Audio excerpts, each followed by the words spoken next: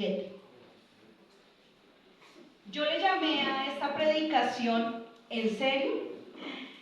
¿Cuántas veces ustedes viven situaciones, pasan cosas, no trágicas, algunas trágicas, otras no, y ustedes dicen, ¿en serio está pasando esto? O tienen situaciones donde ustedes le dicen a Dios, ¿en serio, Señor? ¿En serio? Entonces le llamé a la predicación así, ¿en serio? ¿Cuántos en serios usted le ha dicho a Dios? ¿Cuántas veces le ha dicho, ¿en serio, Señor? ¿Cuántas veces? De pronto no lo dicen así, ¿verdad? Pero su mentecita por allá está. ¿En serio, Señor? Cuando pasa algo con su familia y usted como que no lo puede creer. Cuando su esposo le sale con una perla, usted, ¿en serio? ¿En serio usted me va a salir con estas? ¿O sus hijos? Cuando un hijo sale con un chascarrillo, o personas en las que usted confía mucho, ¿cuántos han tenido negocios y les han engañado en esos negocios? Usted, ¿en serio? Yo confiaba en esa persona. ¿Cuántas veces les ha pasado que han confiado en alguien y no son las cosas como usted se las imaginaba, sino pasan diferente, ¿no? Y nosotros en la vida tenemos muchas veces ese en serio muy marcado con el Señor. Creo que eso lo decimos muchas veces y a veces tenemos una hora del hola acá y entramos a la iglesia, venimos el domingo y parece que nadie dijera ese en serio nunca. Pero resulta que durante la semana decimos muchos en serios. ¿En serio, Señor? Y nuestro, ¿saben cómo? Porque hay gente con la que uno habla y dice, no, yo confío en el Señor, pero ¿sabe cómo uno interpreta que ha dicho en serios?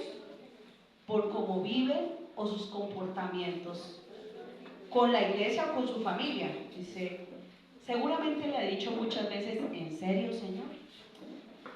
Y por eso quiero que vayamos a un caso de la Biblia donde nos narra la vida de un Elías y de una viuda que le dijeron a Dios, ¿en serio, Señor? ¿En serio está pasando esto? Vamos a leer, yo tengo una nueva traducción viviente. Vamos a leer una primera parte, vamos a leer el capítulo 17 de Primera de Reyes, del 1 hasta el 7 primeramente. Dice, quien no lo tiene en su Biblia, al frente Vanessa nos va a colaborar proyectándolo. Dice, ahora bien, Elías, quien era de Tisbé en Galaad, le dijo al rey de Acab, Elías le dijo al rey de Acab, tan cierto como que el Señor vive, el Dios de Israel, a quien sirvo, no habrá rocío ni lluvia durante los próximos años, hasta que yo dé la orden. Luego dice, ahí es el versículo 1. 2 dice, después el Señor le dijo a Elías, vete al oriente y escóndete junto al arroyo de Querit, cerca de su desembocadura en el río Jordán. Bebe del arroyo y come lo que te den los cuervos, porque yo les he ordenado que te lleven comida. Entonces Elías hizo lo que el Señor le dijo y acampó junto al arroyo de Querit. ¿Cómo se llamaba el arroyo? Querit, al oriente del Jordán.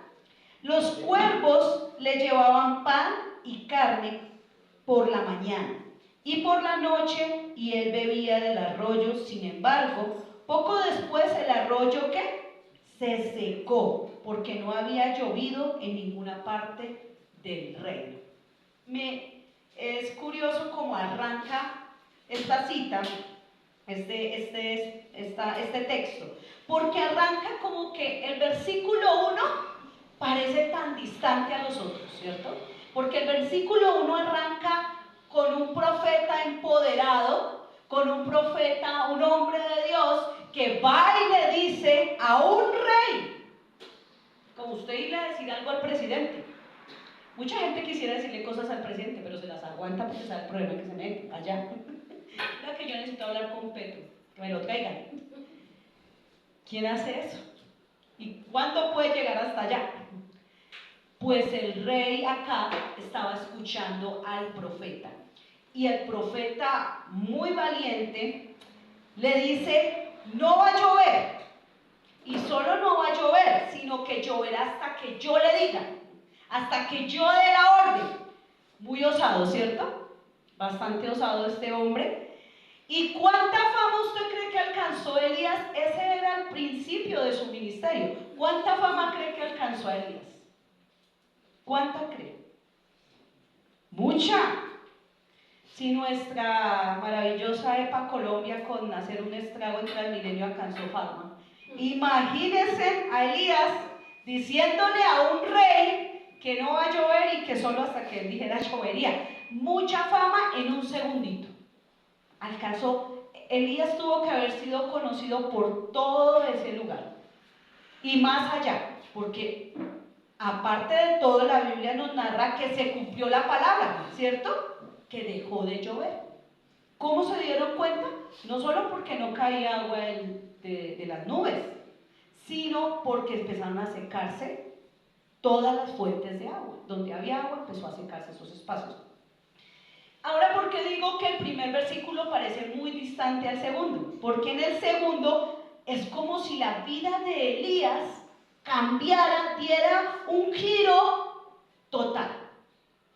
Porque Elías aquí está siendo famoso en el versículo 1. ¡Qué locura de tipo! Este es el profeta de Dios. Y en el segundo Dios le dice: vete.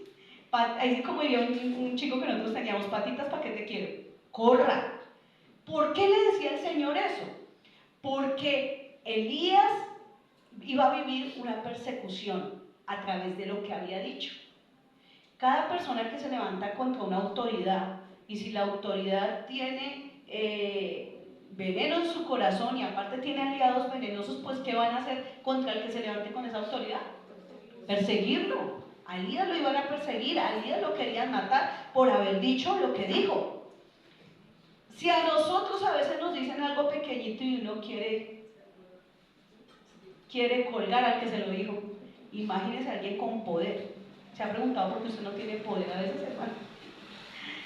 Ahora, el versículo 2 cambia totalmente y me causa curiosidad porque yo he escuchado algunas explicaciones de este texto y dice: Elías huye, Elías se tiene que esconder, Elías huyó porque, pues, qué temor, qué miedo. Pero miren que la Biblia no nos dice que él huyó porque quería huir o porque era cobarde. Dice que ¿quién le dijo que se fuera? Dios mismo le dice: váyase. Dios está cuidando la vida de Elías y Elías muy seguramente no pensó la magnitud de lo que estaba diciendo. ¿Ustedes ha pasado situaciones donde ustedes dicen algo y después dicen: ay, que la barra? Porque no midieron sus palabras y ya no hay nada que hacer. Pues a Elías estaba aquí así. Se salve si yo hubiera adornado un poquito el comentario, la profecía, no me hubiera ido tan mal, pero a él le tocó huir de ese lugar. Dios lo hizo huir, no fue que él huyera, Dios. A nosotros a veces nos ha tocado trasladarnos a otros lugares porque Dios nos envía a trasladarnos. No porque queramos huir, no porque tengamos miedo, es porque Dios lo ordena. Dios nos lo ordena. Ahora, ahí viene el primer: ¿en serio, Dios? La primera vez que Elías tuvo que haberle dicho a Dios: ¿en serio, Señor? Porque él lanza una profecía y resulta que empieza a vivir las consecuencias de esa profecía él mismo. Porque él se tuvo que ir un tiempo ¿a qué lugar? ¿A qué arroyo? Querido, ustedes mismos lo dijeron ahorita, querido. Y en ese arroyo, ¿el que tenía para poder sobrevivir? Agua. ¿Y qué más? ¿Había algo más? ¿Qué les traían los cuervos? Pan y carne. Le dice en el versículo 4, le dice: bebe y come lo que los cuervos te dan. Entonces ahí el primer: ¿en serio, Dios? Porque para los judíos los cuervos eran animales inmundos. Y empieza a haber una transformación en la mente, en la forma de pensar de Elías.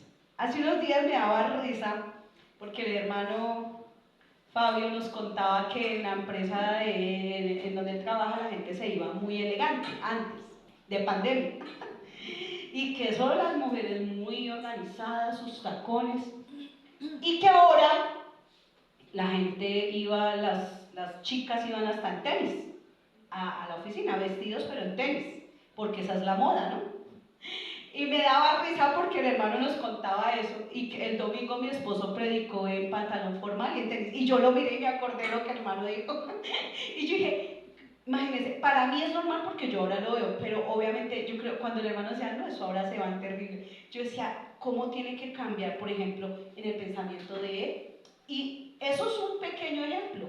¿Cuántas cosas tienen que cambiar en nuestros pensamientos, no? Que tenemos que empezar a verlas diferentes porque el mundo está girando de una forma distinta. El mundo está girando de una manera diferente. Usted va, a mí también me pasaba lo mismo porque cuando yo empecé a llevar hojas de vida yo tenía que ir en taconada, y resulta que fuimos a visitar una vez a Argentina a mi hermano y la gente que va a los bancos allá va en pantaloneta. Decía mi hermano, hasta algunos ni se bañan y lo dicen cuando están en invierno, porque es mucho frío, entonces no se bañan por el mismo frío que está haciendo. Y yo, ¿en serio? Como el en serio de nosotros hoy, ¿en serio esto está pasando? Hay cosas que a uno le cuestan cambiar. Hay lugares donde van y el baño es una letrina. En el Medio Oriente hay lugares donde el baño todavía es una letrina. Y con una mano comen y con la otra se tienen que limpiar y lavarse la mano. Usted diría, uy, no, ¿en serio? ¿Usted haría eso, hermano? Yo diría que no, pero quién sabe, en un momento de necesidad, de estar en un lugar, no me refiero a una necesidad económica, estando uno en otro lugar, que no haya papel higiénico, hermano.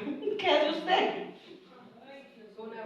Pobrecitos allá imaginándose. Allá hay agua, les tienen una pila con agua para limpiarse la mano. Obviamente imagino que se la dejan bien limpia. Pero hermano, ¿cuántas cosas nosotros estamos acostumbrados y tienen que empezar a cambiar en nosotros? La forma en que ustedes hacen las cosas, en que yo hago las cosas, a veces no es la forma en que después me va a funcionar. Y tengo que empezar. ¿Sabe cuándo es más difícil empezar a cambiar cosas en nuestra mente? Después de los 30 años empieza a costar. Antes, ustedes los que tienen menos de 30, están en un proceso donde es fácil. ¿Por qué un niño va a otro país y rápido aprende a hablar inglés? Porque para ellos es mucho más fácil. Pero nosotros vayamos a ir a un lugar que no sabemos inglés y a aprender, sufrimos. Empieza uno a hacer la bolsita, que si tiene una bolsita, no le entiende a usted nada. Si hablando español, la otra vez hablando con mis hermanos de Venezuela, nos decían una broma, ¿cierto, hermano? Una broma. Y yo, pero ¿qué es una? Yo, allá mi mente haciendo cortocircuito. ¿Qué es una? ¿Por qué él nombra la palabra broma? Porque para el colombiano una broma es un chiste, es algo. Y el broma, y yo tuve que preguntarle, ¿no? Mi hermano, le dije, mano, ¿qué es una broma? Una broma para ellos es una cosa, algo, ¿cierto? Entonces, imagínense, y hablando español ambos, y tuvimos conflictos lingüísticos. Entonces, imagínense todo lo que hay que empezar a cambiar en nosotros, ¿cierto? En la costa, y Denis me corregirá, uno acá dice la señora, el señor, en la costa es muy normal que digan la vieja de allá, el viejo de allá, y uno escucha eso y uy no, qué pena, qué falta de respeto. Para ellos no es una falta de respeto, para ellos es parte de su jerga. Y uno, uy no, cuando Denis hablaba así, yo la miré y después entendí, es que es su cultura. Hay una cultura en nosotros y ya se ha ido formando y hay una estructura mental. Imagínense, eso son con palabritas. Imagínense cuántas cosas tenemos que ir a Dios y empezar a decir, Señor, ¿qué hay en mí que debo cambiar? ¿Qué estructura mental tengo que me está haciendo que mi vida se estanque, porque hay procesos en la vida que están estancados por estructuras mentales.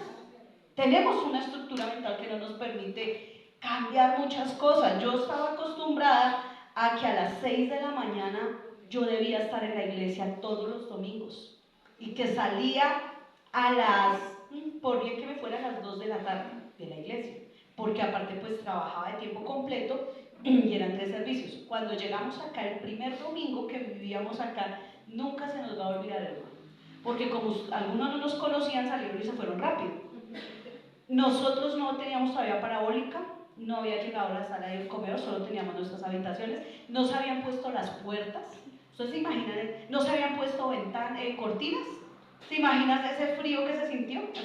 O sea, no me refiero al frío, sino a como esa soledad. Imagínense, acá a las 11 de la mañana ese día, antes de las 11 yo creo que ya no había nadie, eso parecía una ola en el desierto acá esto. Y nosotros nos miramos, nos subimos. Todos mis papás se metieron a una de las piezas de las niñas, yo no sé ellos allá qué hablarían, después les contarán. Mis niñas por ahí medio jugando y nosotros nos sentamos en la cama a las 11 en punto y nos miramos. ¿Y ahora qué? ¿Qué vamos a hacer? ¿Para dónde agarramos?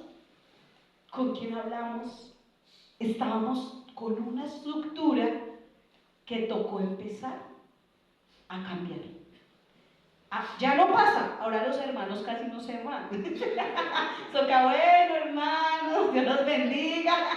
Eso fue cambiando a medida que nos fuimos relacionando también.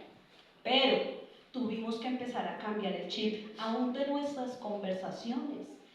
Las conversaciones con mi esposo eran otras. Un día nos fuimos para, siempre se me olvida el nombre de ese lugar, que es frío, después de la Calera, Guatavita. Yo me fui a celebrar el cumpleaños a mi esposo allá. Y recuerdo que ese día le dije cuando llegamos allá, no vamos a hablar nada de la iglesia, ni de las niñas, porque esos dos eran nuestros puntos de conversación. Nada de la iglesia, ese era el pacto. Ay, hermanos, qué lucha. Íbamos caminando, ay, mire el parque para las niñas. No, de verdad que no vamos a hablar de las niñas, vamos a hablar de nosotros dos. Caminamos por otro lado y, ay, mire que en un lugar así podría haber una iglesia. Uy, ese lugar está apenas para... Y nosotros, ay, no vamos a hablar de la iglesia. Y vamos hablando de cosas. Ay, imagínense que Pepita, la hermana de la iglesia, me dijo que no vamos a hablar. Es que lucha para cambiar esa estructura. Y no hablar de alguien de que tú estás acostumbrado o de no hablar o hacer cosas que estás acostumbrado. Hay cosas que estamos acostumbrados a hacer y tienen que empezar, hermanos, los invito a que empecemos.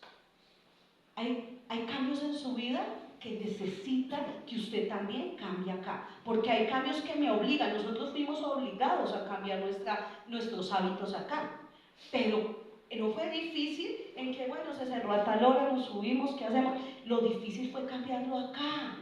Acá es lo difícil. Personas que están acostumbradas a hacerle cosas a sus hijos, a sus papás, a su esposo, y cuando sus hijos se casan y se van, parece que, ¿y ahora a qué me voy a dedicar yo?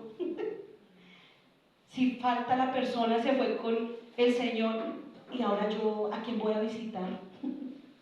Y ahora, entonces, ¿dónde debe empezar a cambiar? Porque el Señor se llevó a Elías al arroyo y le permitió que un animal que para ellos era inmundo le trajera el pan en su pico, hermano, donde cogían lombrices, donde cogían animales hasta muertos, donde cogían basura, tal vez semillas, porque ellos también comen semillas, frutas que cayeron y usted no la cogería, pero ellos sí.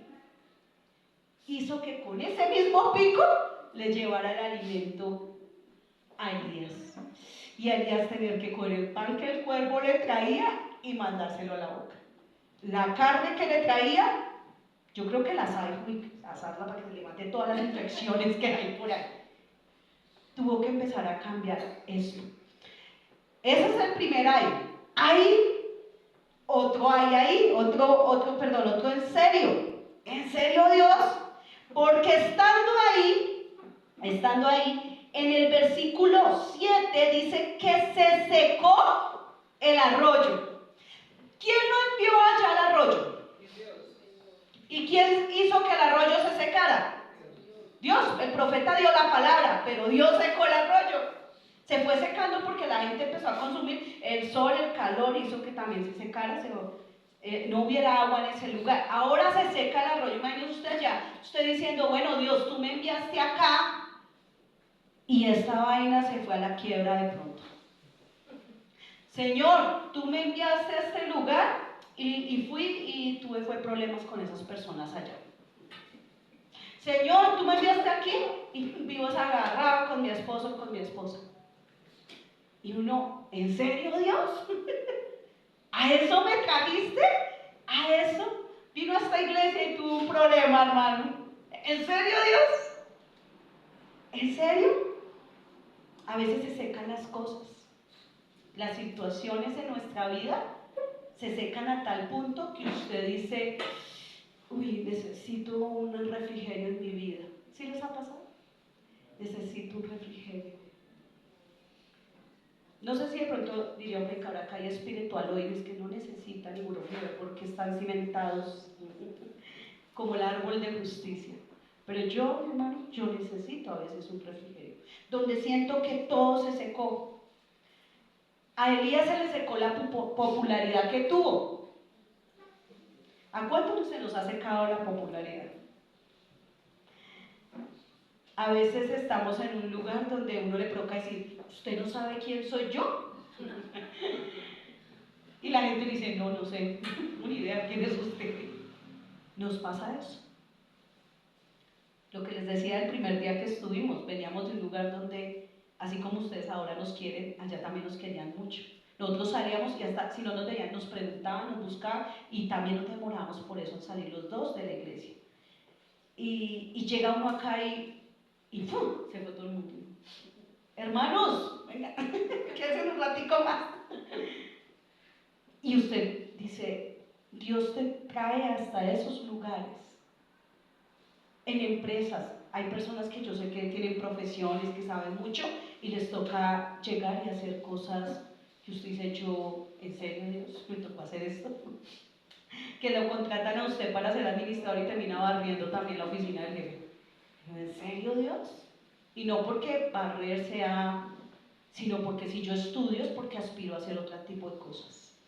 Cuando me devuelven a hacer algo que no, ¿en serio? ¿En serio, Señor? Yo tenía en un trabajo unas responsabilidades y un día me las quitaron. Me dijeron, no, tú ya no vas a hacer esto. Y eran responsabilidades importantes. Me dijeron, ya no vas a hacer esto. Ahora, y cuando me las quitaron, hermano, yo sentí como si me hubiera quedado desnuda. Como que, ¿y ahora? ¿Ahora qué voy a hacer? A veces pasa eso. Eso es un arroyo seco en nuestra vida. Son también situaciones con la salud, cuando usted es muy vigoroso, pero un momento a otro se enferma. Y usted dice, pero pues si mi mami siempre y mi papi cuentan que yo era muy arriesgada de chiquita. Yo me le tiraba a las olas del mar, había las olas y yo no sabía nadar, ya me mandaba. Yo en una piscina, me acuerdo que me ahogué hartas veces y la gente allá sacándome, porque yo era muy arriesgada. Y ahora mi chiquitica es muy arriesgada, la más pequeñita, y le tengo pavor. ¡Que no se suba! Hanna es a subirse y a caminar por el pasamanos, y yo, no, se baja ya. Me pone nerviosa, que de pronto se cae, que de pronto. Mi esposo, tranquila, déjala. Y yo, pero yo era diferente cuando era más pequeña. Diría un pastor, a nuestra edad pasa eso. Ya con los años hay estructuras mentales, cosas que ya tengo miedo de hacer porque también he tenido un arroyo que se ha ido secando. Mi salud va cambiando.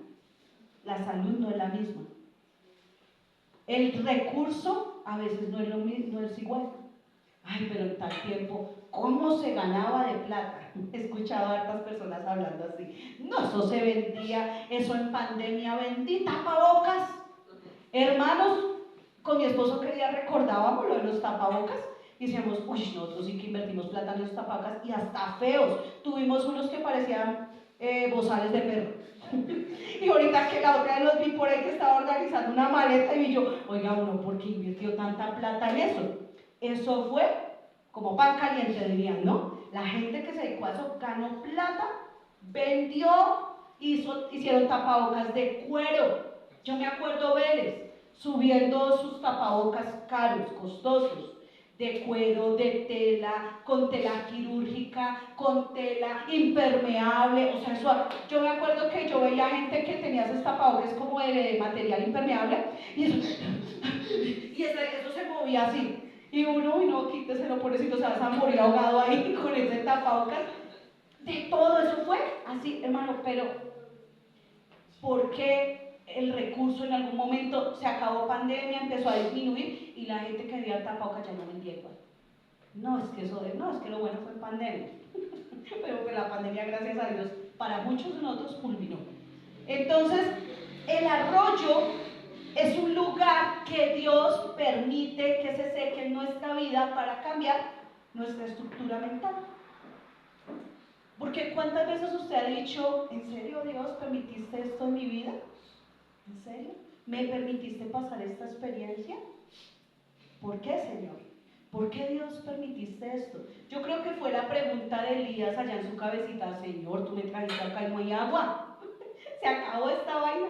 Y ahora, Señor, soy tu profeta. Pero mire que nunca ve uno a Elías diciendo cosas como que vuelva a haber agua, porque como yo no tengo agua, necesito agua, pues que llueva nuevamente. No ve uno eso. ¿Saben por qué?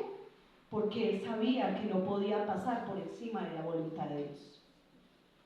¿Su voluntad cuál era? Que haya agua. ¿Cuál será su voluntad? ¿Qué quisiera usted que sucediera? Pero evalúe si esa es la misma voluntad de Dios. ¿Cuál es la voluntad de Dios? Y Dios le da un cambio y un giro a su vida en ese momento. Y vamos a leer el mismo capítulo 17 de Primera de Reyes, ahora el versículo 8 en adelante. Dice, vamos a leer hasta...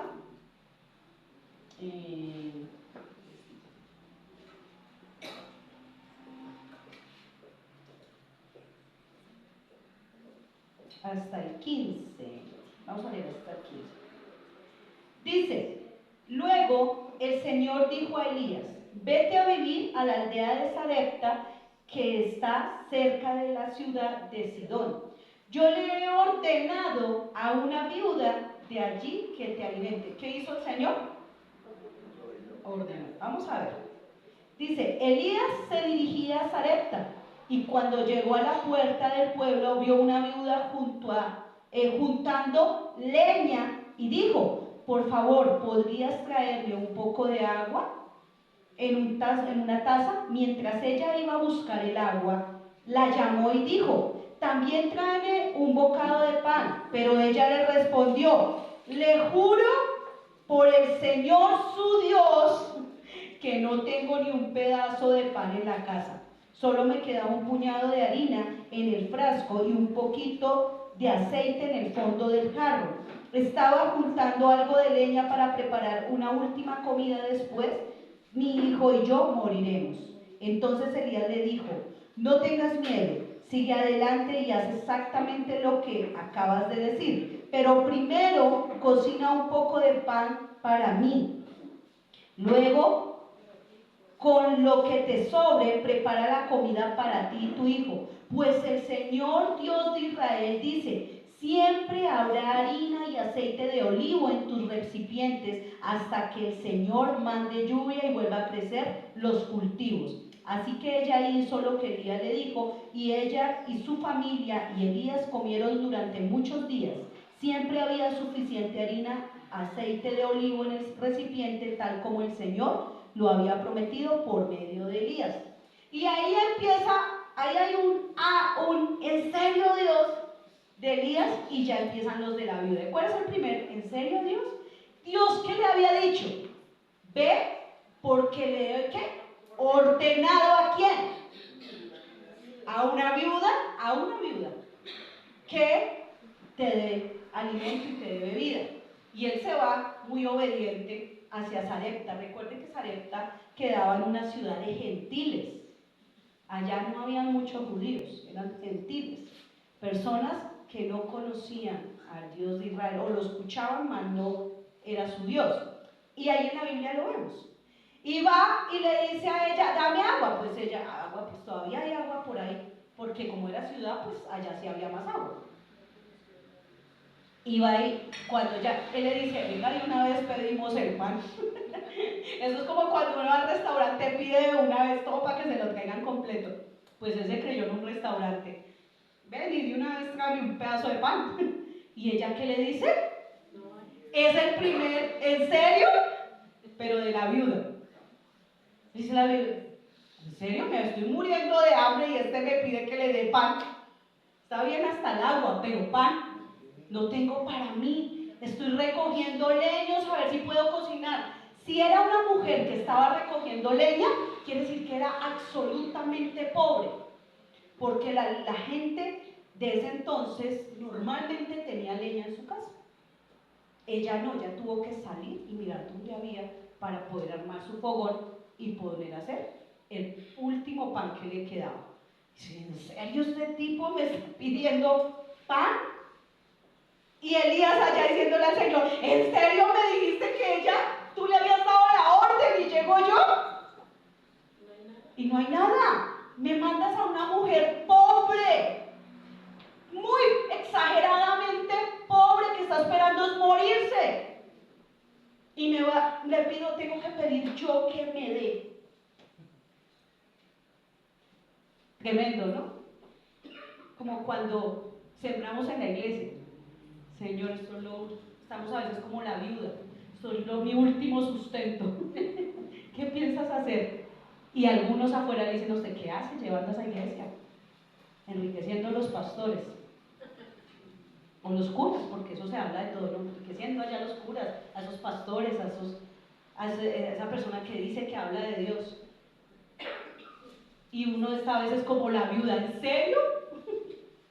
¿Tengo que dar mi último sustento? Y ese en serio, ¿cuántas veces lo hemos dicho nosotros cuando no tenemos ni para nosotros y tenemos que darle a otros? ¿Cuántas veces? De pronto en nuestra casa no hay mucho y preciso llega la visita inesperada. Y usted le provoca no abrir, pero usted ya asomó así la cara. ¡Ah! Más, ¿cómo me le va?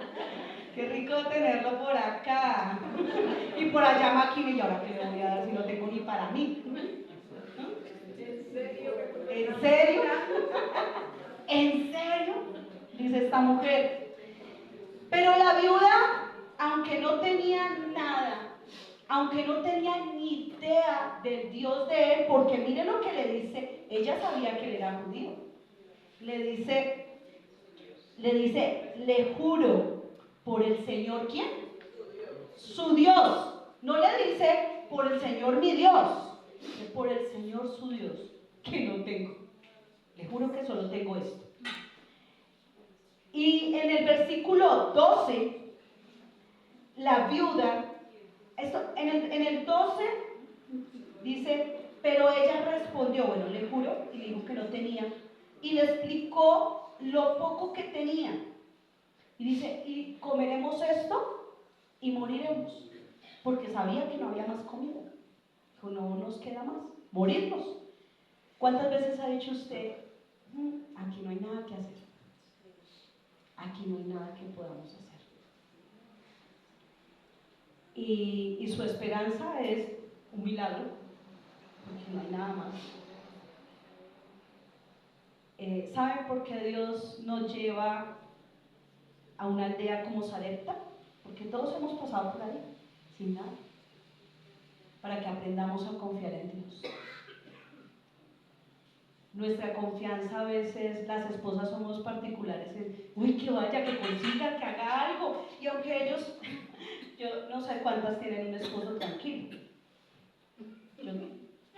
Yo tengo un esposo tranquilo. Julián, ustedes lo ven y sí, él hace cosas acá en la iglesia, él sirve, pero él es muy tranquilo en muchos aspectos. Se lo ve. Y he visto, hay algunos hombres que dicen, ay no, yo salgo, yo busco, y las esposas son las calmaditas. Hay otros. Cuando el esposo proveedor es el tranquilo, hermano, la mujer que no es así de tranquila, somos, Dios mío, me va a dar algo, me va a dar algo. Uno es súper dramático. Nosotros las mujeres somos súper dramáticas porque vemos a veces que hay otra cosa que hacer y pareciera que, voy a decirlo como pasa en mi mente, ¿no? Suenan así, es una exagerada. Sí, soy exagerada yo. Uno empieza como, uno quisiera coger al esposo de los pies y empezar a exprimir. Hasta que llegue alguien que le produzca una idea que traiga recursos a la casa. ¿Si es así o no?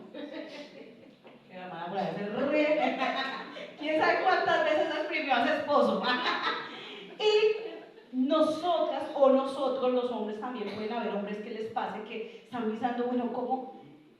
Resulta que somos egoístas a veces porque la idea que no producimos nosotras creeremos que otro la produzca, y si no la produce yo me invento cualquier cosa. ¿Sabe por qué nos pasa eso? Porque no confiamos en Dios. Eso es lo que pasa. A veces duele aceptarlo, a veces cuesta aceptar, pero a veces toca reconocer que no confiamos en Dios, que no hemos aprendido a entender que no es el otro, no es mi jefe, no es mi esposa, no es mi esposo, no es mi hijo, que ay, ese chino ya trabaja y no colabora.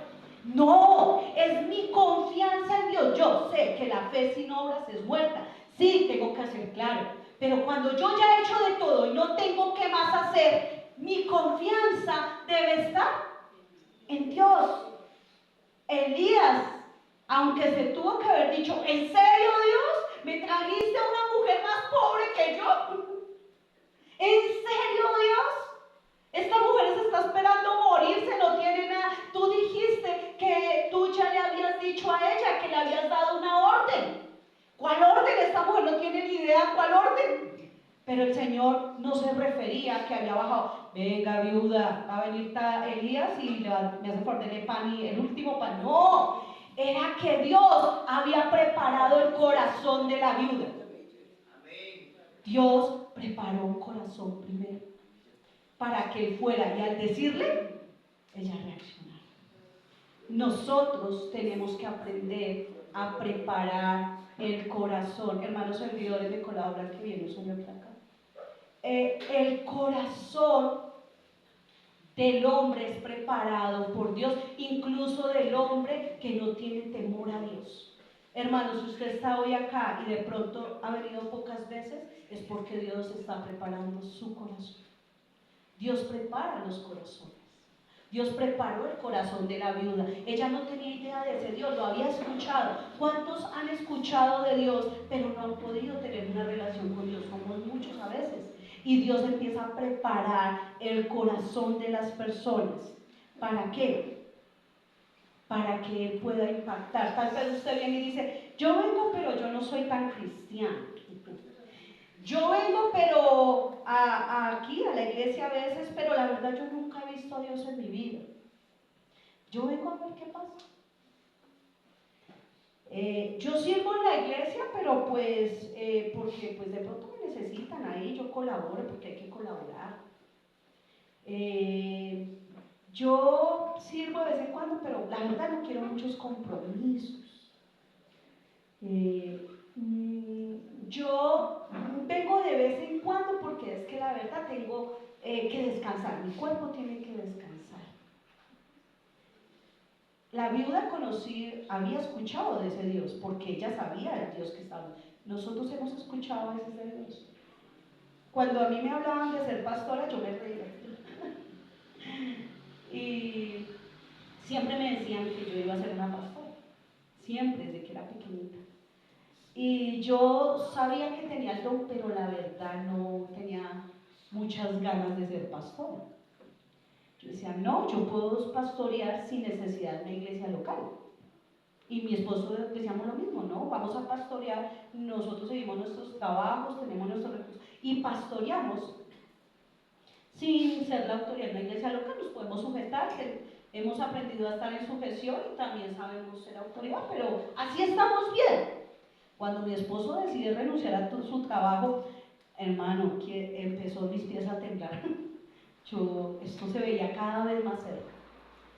Y Dios, y yo era una de las que decía, yo puedo servir, pero no necesito salirme de mi trabajo. Mi esposo también decía lo mismo, no, yo puedo servir y antes damos, porque tenemos que estar esperando a la merced de un sueldo en una iglesia. Nosotros podemos antes bendecir a otros. Ese era nuestro pensamiento. Y Dios nos llevó, ¿a dónde? A 2 lugares. Nos tuvo 2 años en el arroyo y después nos llevó 1 año a una aldea que se llama Sarepta, como esta. Y en esa aldea Dios nos ha enseñado.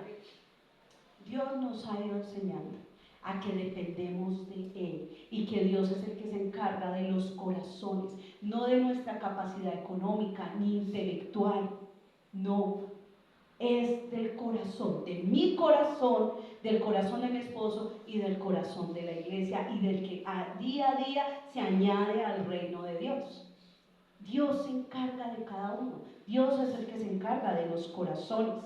Ahora, hermanos, si usted viene acá, tranquilo, Dios ya está preparando su corazón para lo que Dios tenga preparado para su vida. Si usted ha vivido alguna circunstancia, por difícil que parezca, créame, hermano, créame, aquel que vino hoy por primera vez, Dios está preparando su corazón para las cosas que van a venir. Ahora, miren lo que le contesta Elías, aunque ha dicho, en serio Dios, y la viuda también es serio, pero Elías y la viuda eran obedientes los dos. Dice que la viuda, Elías le dijo esto, no tengas ¿qué? Miedo. El miedo es la cosa más terrible en nuestra vida, ¿cierto? ¿Cuántos han tenido miedo a decir una verdad, por ejemplo? ¿Cuánto les ha dado miedo? Uy, no, pero es que si digo la verdad, no puede pasar esto y aquello. Eso pasa mucho en los adolescentes y en los jóvenes y en los niños, ¿no? Les da miedo decirle la verdad a los papás. Yo siempre le digo a mis hijas, a mí me dicen la verdad. Así les pegue, pero me dicen la verdad, porque les va peor si no me dicen la verdad. ¿Cuánto les dijeron eso en su casa? Muchas veces, ¿cierto? Ahora, de adultos nos pasa también que da miedo decir la verdad. Miedo de decirle a una autoridad algo, miedo y a veces hay un juego en el corazón. Miren lo que pasa en el corazón y en la mente. Cuando yo soy adulto y esto pasa más ya cuando tenemos responsabilidades. Al chico le da miedo decir porque lo castigo, pero al adulto le da miedo decir por varias cosas. Uno, por el que dirán. Siempre mira conmigo, mira, no me importa. Sí me importa. Sí nos importa mucho el que dirán. Entonces, miedo al que dirán. Miedo a las consecuencias de lo que yo digo. No, pero es que si yo digo esto, si digo que yo vi a alguien haciendo trampa en mi trabajo, pues bueno, quedo bien con el jefe, pero mis compañeros me van a decir que soy quién. Y si los echan, hasta cargo de conciencia tendré porque qué embarrada con ellos. Nos da miedo decir la verdad por las consecuencias a muchas cosas en nuestra vida. Y a veces tomamos actitudes, decía una psicóloga, de defensa. Entonces, como sé que debo decir la verdad y no la puedo decir, entonces empezamos a buscar una defensa y a hacer ver todo lo demás y a los demás culpables de lo que pasó o de lo que está pasando para no enfrentar esa verdad. Hasta que en algún momento toca enfrentarlo. Yo le decía a alguien una vez, tú puedes huir de una verdad muchas veces, pero en algún momento en tu vida te vas a tener que enfrentarla. Es mejor rápido, porque entre más tiempo es más peligroso. Le dice, no temas, no tengas miedo. ¿Y cuántos hemos tenido miedo a lanzarnos a hacer cosas? No, ¿qué tal que yo no pueda? No, de pronto esto me quede grande. No, de pronto no lo logremos. No, ¿qué tal que a mí no me salga ese cupo en esa universidad? No, mejor no, porque me voy a hacer. Yo representé a la pedagógica y pasé el primer filtro, pero nunca, mientras que tenía que ir a la entrevista, no supe. Cuando entré a mirar en el sistema, ese día mirando el sistema tenía la entrevista en ese horario, perdí la entrevista. Y a partir de ahí tuve mucho tiempo miedo de volverme a registrar. Y eso que nunca perdí el examen. ¿Cuántos han perdido exámenes en universidades, en empresas, y les da miedo volverse a presentar? No, es que allá ya me conocen, yo creo que hasta mi nombre otra vez, este siempre viene. Nos da miedo, ¿cierto? Personas que tienen negocios y emprenden y no les va bien, les da miedo volver a emprender. Entonces, en los ay de la viuda acá vamos a tener otro. Acá Elías le dice en serio, acá Elías le dice no tengas miedo, porque ¿qué? Le da una promesa. ¿Cuántos han recibido promesas? Amén. Y dice, siempre habrá harina y aceite de olivo en tu recipiente. Miren que el Señor cuando envió a Elías al arroyo no le dijo, ve que siempre habrá pan, carne y agua. ¿Le dijo eso? No, Él no le dice eso. Él le dice, ve a ese lugar y ya. En cambio aquí, a través de Elías, Dios sí le dice a la viuda, tranquila, que mientras que estemos en sequía, en tu casa no faltará la harina y el aceite. No. Y dice la Biblia que a medida que pasaba el tiempo y se levantaban y miraban, la jarra otra vez estaba llena. La de aceite con aceite, la de harina con harina. Siempre está. ¿Y para quién hubo? Para la viuda, para el hijo y para el profeta, porque él vivió ahí ese tiempo. Esas eran casas que tenían como una terraza y arriba había otra habitación. Él dormía ahí, eso cuidó la imagen y el testimonio también de la viuda y del mismo profeta. Y acá, más adelante, entonces dice el 17, dice, tiempo después, el hijo de la mujer se enfermó. Ahí dijo la viuda, ¿en serio, Dios? Ahora se me enferma este chico. Se enfermó. Cada día empeoraba y finalmente murió. Entonces ella le dijo a Elías, ¡ay, hombre de Dios, qué me ha hecho usted! ¿Ha venido aquí para señalar mis pecados y matar a mi hijo? Miren que esto es increíble porque ella que acababa de ver durante todo ese tiempo, porque ahí había pasado tanto tiempo, ¿qué vio ella? Un milagro. Ella vivió un milagro. Pero a pesar del milagro, al morir su hijo, enfermar, agravarse hasta que muere, ella dice, ¿en serio? ¿En serio, profeta? Usted que seguramente le había hablado de Dios, usted que vive hablando de Dios, usted que vive en mi casa, y viene y se me muere el chinito, se me enferma mi único hijo en el cual tengo esperanza que crezca y provea para mi casa. ¿En serio? Hemos visto los milagros de Dios y sus bondades, pero cuando pasa alguno, ¿en serio? Mire que Dios en pandemia a mi esposo y a mí nos sustentó todo el tiempo. Todo el tiempo el Señor fue bueno. Y en ese tiempo, ya culminando pandemia, se nos daña la caja del carro. Valía 4 millones de pesos.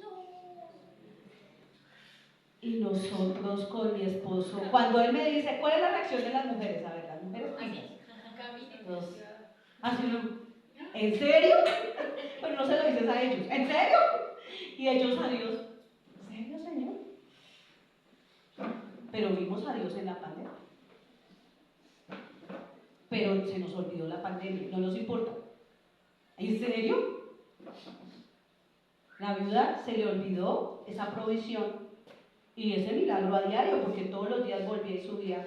¿Usted sabe por qué? ¿O se han imaginado por qué Dios no le dio una bodega llena de pan o llena de mercado a la viuda? ¿Sabe? Porque como había sequía, no habían alimentos, había mucha pobreza. ¿Usted se imagina el botín que se hubiera armado para robar a esa pobre viuda? Dios lo conoce todo, Dios lo sabe todo. Dios le fue dando a medida de la necesidad de ella para cuidarla a ella y al profeta de cualquier situación. Y ahora estando viendo ese milagro, porque lo seguía viendo, ve a su hijo muerto y dice, venga, ¿qué le pasa? Pero no solo eso, ¿sabe qué hace? Satanás es súper astuto. Mire lo que ella le dice, me parece increíble, le dice, ¿ha venido aquí para señalar mis pecados y matar a mi hijo? ¿Cuántas veces en situaciones difíciles decimos, ay, será por mi pecado? ¿Será ese pecado que cometí hace unos años que ahorita estoy pagando la consecuencia? Y empezamos a recordar el pasado. Ah, es que tal vez yo en el pasado no hice tal cosa. No, es que yo creo que como en el pasado pequé de esta manera. Ah, es que todo pecado trae su consecuencia. Ella dice, viniste a recordar mi pecado. O sea, diciendo, la muerte de mi hijo es por mi pecado. ¿Es eso? Lo más seguro es que le hubiera hablado del Señor. Para que ella hablara de esa forma, es porque él le había hablado del Señor. Y dice, y mire lo que le dice, y matar a mi hijo. ¿Quién lo había matado? ¿Por qué le dice a Elías que él había matado a su hijo? ¿O que tuvo algo que ver? ¿Por qué? Porque somos expertos en culpar a otros de lo que nos pasa a nosotros. Así no sea, así cuando nosotros tenemos situaciones en la vida, pecamos o cuando vivimos experiencias dolorosas que no solo son pecado, tendemos a buscar un culpable, ¿no? Cuando hay un problema económico en casa, uno busca un culpable, es que es tu culpa, es que fuiste tú, es que es nuestro hijo que no se porta bien, que le aman en el colegio, que no, es nuestro hijo que llega tarde, es que desde que él hace esto, es desde que tú hiciste esto, y eso no hallamos cómo señala. Estamos buscando, el dedo está así, buscando el culpable, pero decía alguien, pero se nos olvida que hay tres señalándonos a nosotros cuando estamos buscando un culpable. Y no porque pequemos, porque todo no es pecado, hermanos. Simplemente porque estamos en un mundo caído, donde pasan muchas cosas malas, difíciles. ¿Sí? Tiene que haber el pecado, pero es este mundo caído. Y dentro de ese mundo estoy yo. Y vivo situaciones. Y no tengo que buscar culpables, que nos gusta buscar culpables. La viuda busca un ¿qué? Un culpable. Y pues ¿quién era? Se le acaba de morir el que podía culpar, pues culpó al profeta. Pero mire que había algo detrás de esto. Y dice el versículo 19, dame a tu hijo, le dijo el profeta. Entonces tomó el cuerpo del niño de los brazos de la madre, lo cargó por las escaleras hasta la habitación donde él estaba alojado y lo puso sobre la cama. Después Elías clamó al Señor, oh Señor mi Dios, ¿por qué le has traído desgracia a esta viuda que me abrió su casa al provocar la muerte de su hijo? ¿Qué estaba haciendo Elías? ¿En serio, Dios? Tras el hecho vivo acá gratis y matas a este chinito, por Dios. Aparte que yo creo que él se encariñó con el niño ya después de cierto tiempo. Uno se encariña con las personas. Si les pasa algo, uno también se ve afectado. Entonces, dice, ¿en serio, Señor? No, lo que me faltaba. Vino de una mujer más pobre que yo. Y ahora, porque a Elías parecía que también se le había olvidado lo que Dios. Pero Elías hizo algo bonito. Nosotros podemos dudar, desconfiar incluso. Pero nunca hay algo que no debemos hacer y es desobedecer.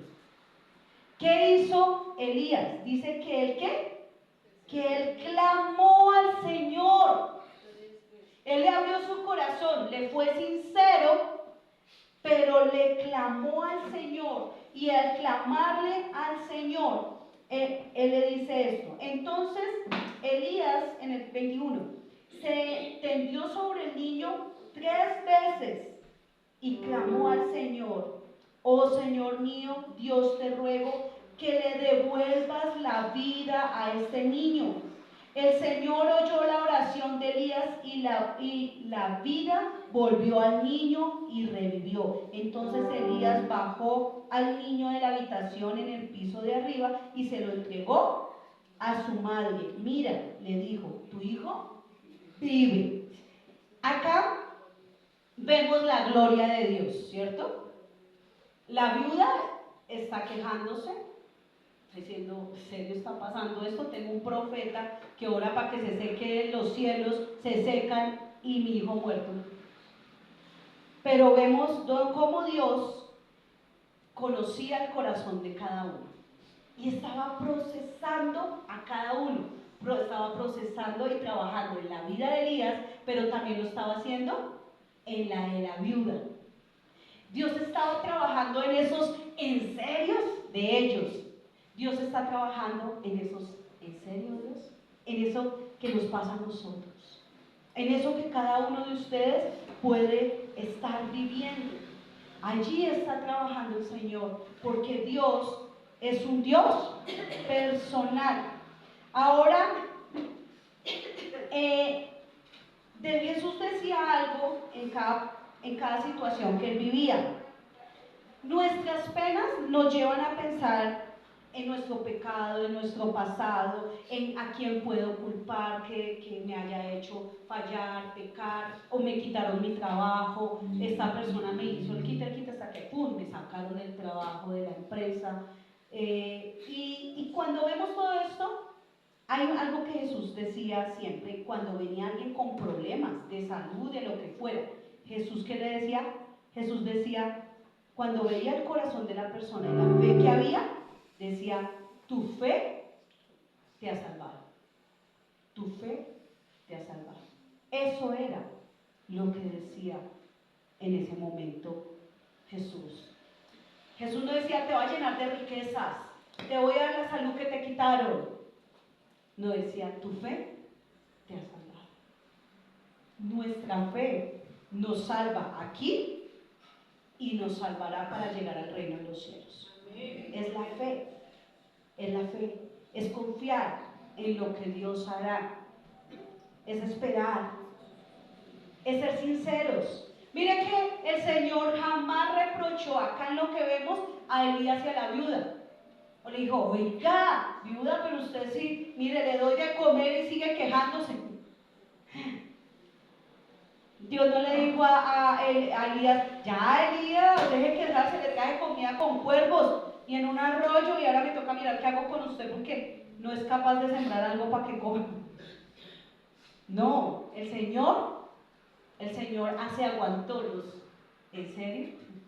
El Señor se aguanta los, en serio. ¿Sabe qué es lo que hay que hacer? Nuestras conductas deben empezar a cambiar. Nosotros le decíamos a un chico que era de la iglesia, ama al Señor, pero subía mucha música secular, música que corrompe. Mire, tengan cuidado con la música que escuchan, es música que corrompe, que daña.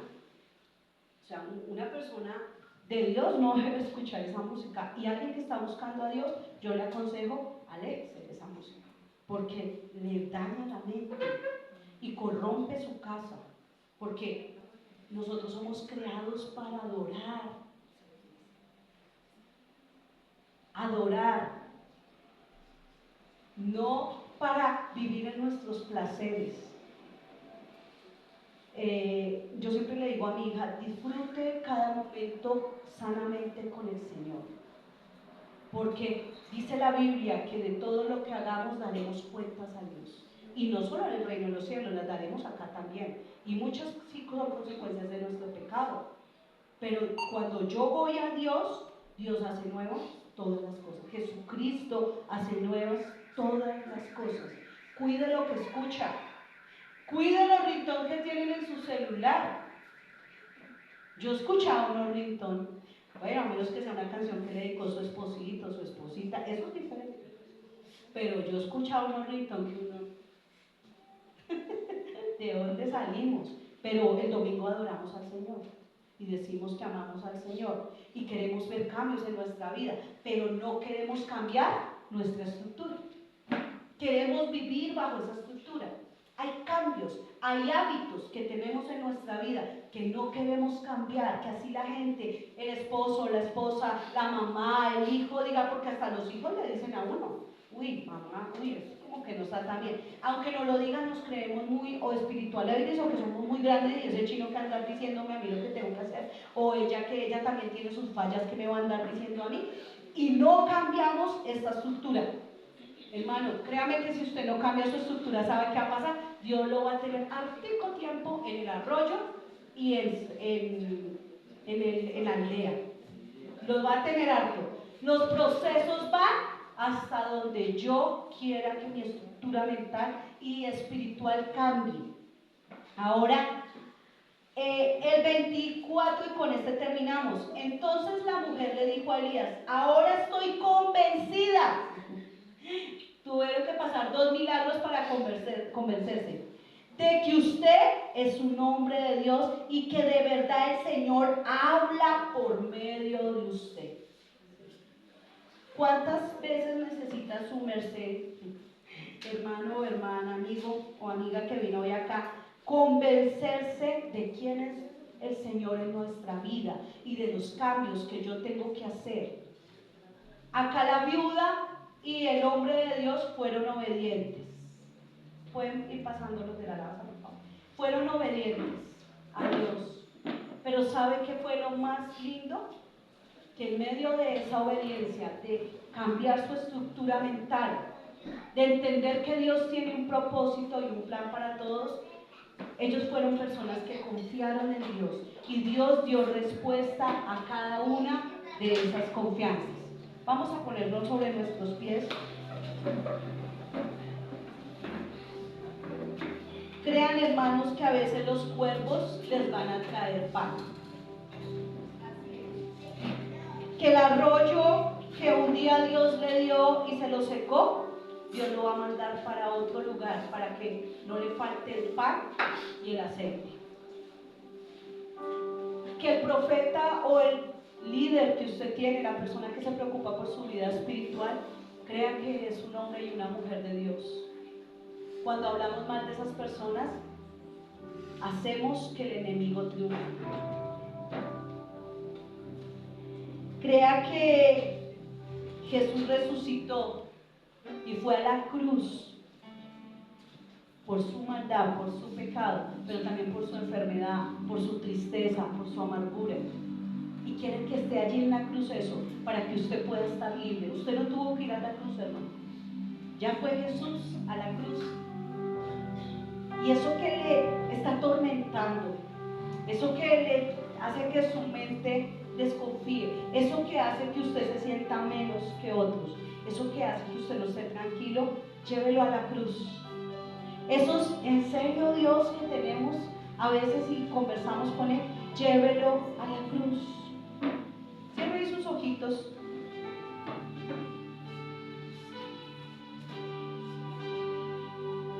Y adore al Señor. Vamos a adorar al Señor.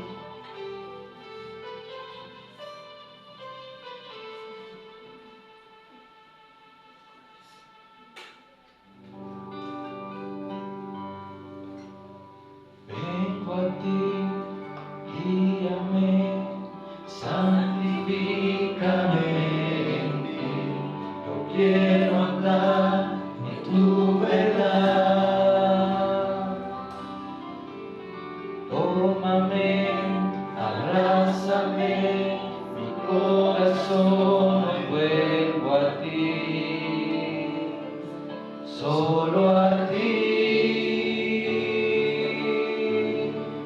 Quiero humillarme, buscar tu rostro, hoy me arrepiento delante de ti.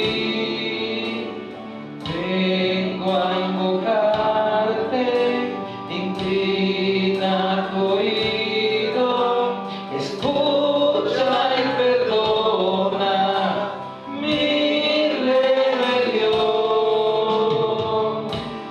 Sana nuestra tierra, sana nuestra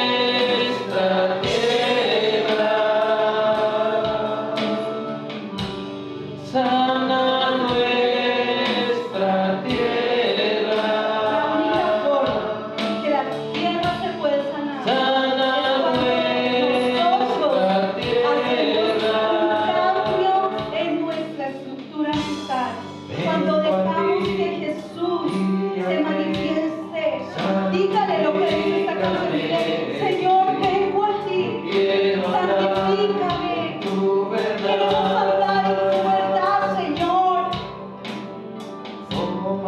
Tómanos, Señor, y abrazanos, Padre. Señor, abrazamos hoy tu verdad. No abrazamos lo que el mundo nos da. No abrazamos la música del mundo. No abrazamos las costumbres que tenemos en el mundo. No abrazamos la pereza. No abrazamos la injusticia. Hoy nos arrepentimos de todas las veces, Señor, que hemos negado que tú eres muy grande. Venimos a invocarte, Señor. Indignamos tu oído, escúchanos,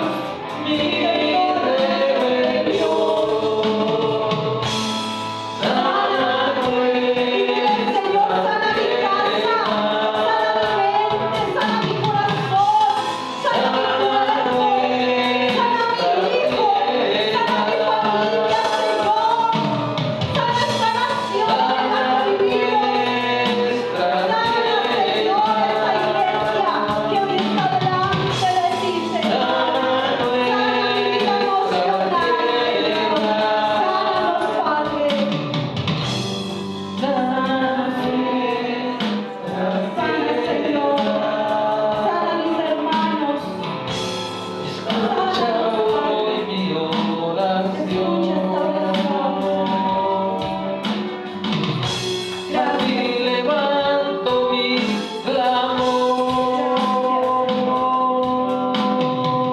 Gracias, Dios. Sánanos hoy, Padre. Asimismo, Señor, como estamos delante de ti, hoy te decimos, Señor, que reconocemos nuestra maldad, que reconocemos que te hemos fallado cuando pasamos más tiempo en el televisor, cuando tal vez dedicamos más tiempo a otras cosas que nuestra familia, cuando tal vez, Señor, hemos usado y administrado mal el recurso que tú nos has dado. Cuando creemos, Señor, que debemos vivir una vida satisfactoria en nuestra humanidad y olvidamos, Señor, que todo es vanidad, que ya no somos incluso algunos los jóvenes que éramos y tenemos que enfocarnos en servirte y glorificar tu nombre, Señor. Hoy te pido, Señor, que sanes nuestras finanzas también, Señor. Mira, Dios, hoy así con esa disposición que hay en mis hermanos, hoy recogemos, Señor, los diezmos y las ofrendas, Señor. Hoy, Espíritu de Dios, entregamos a ti los recursos que tú nos has dado, Señor. No te damos, Señor, porque tú necesites, te damos porque tú nos has dado primero, Señor. Hoy entregamos, Señor, a ti lo que es tuyo. Yo bendigo a mis hermanos, sus diezmos, sus ofrendas, aquel que da con alegría de corazón y aquel que da incluso con una necesidad económica, pero que confía en que tú suplirás conforme a tus riquezas en gloria, que tú abrirás puertas donde no lo hay, que tú eres un Dios que hace vivir lo que está muerto, que hace revivir el agua que se ha secado, que hace que la harina abunde cuando mis ojos mortales no lo ven, pero mis espirituales ven que tú haces que nunca cese el alimento, que nunca cese el agua, que nunca cese las necesidades que tenemos, tú siempre las suplirás, Señor. Gracias, Señor. Bendigo a mi hermano y a mi hermana hoy, aquel que no tiene, Señor, pero que quisiera dar. Yo te pido que tú abras una ventana para ellos, que los bendigas, que traigas bendición en abundancia a sus vidas, Señor, porque ellos vienen a servir y a bendecir tu reino, Señor, en tu nombre, Jesús. Amén y amén, mis hermanos. Pueden pasar a sembrar.